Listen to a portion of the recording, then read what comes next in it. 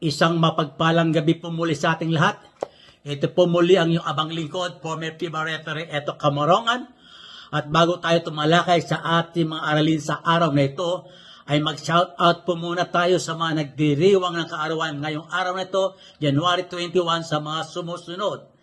Kay FIBA Commissioner Eman Paraon, na kilala sa Facebook bilang SBP Bicol, kay Sunny Lucero, J. Patetot, Angel Ana Eraser, Frankie Babaran, at Limson Pelobello Gonzon.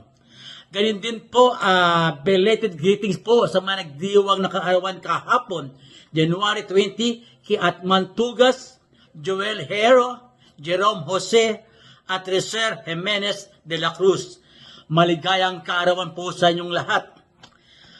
Ang ating pag-aaralan ng dalawang sitwasyon, ito po ang unang sitwasyon na ating pag-aaralan.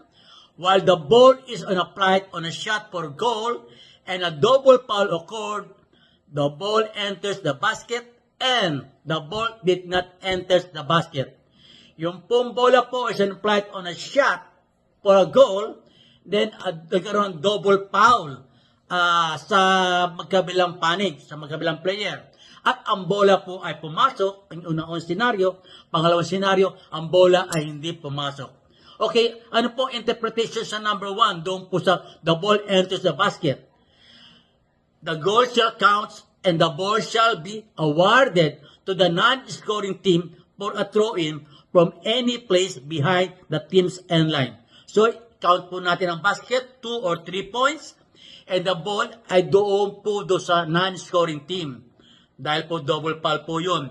Doon po sa end line ang throw-in, at meron silang 24-second shot clock. Doon naman po sa pangalawang senaryo, the ball did not enter the basket. Yung po yung interpretation number 2. Sabi doon, sa interpretation na yon, neither team has control of the ball. A jump ball situation occurs. Jump ball po yun.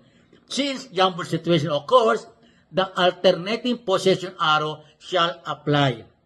Yan po ang unang sitwasyon na ating tinalakay. Ngayon po ang pangalawang sitwasyon. Pangalawang sitwasyon, ito po.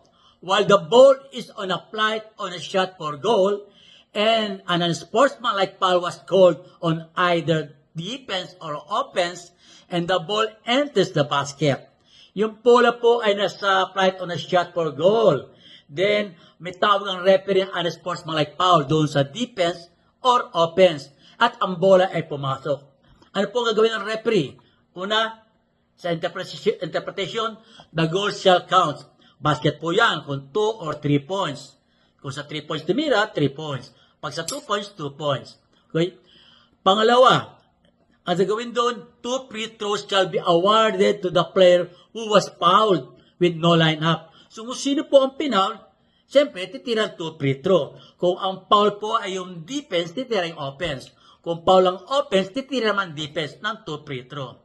So, after the free throw, the throw-in shall be administered at the team's front court at the throw-in lines opposite the scorer's table. So, ang throw-in po, since meron ball possession, doon po sa team's front court at the throw-in line opposite the scorer's table. Okay?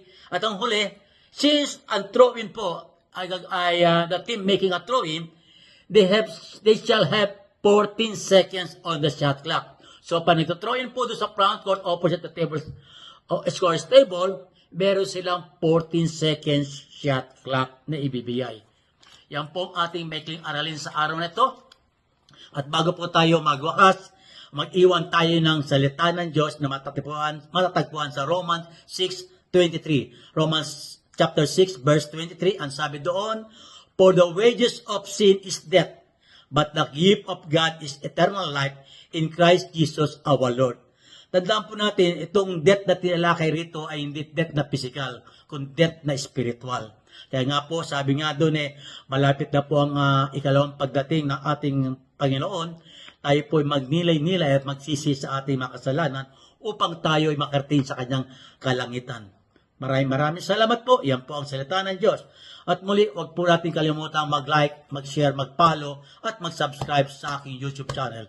Hanggang sa muli, bye-bye!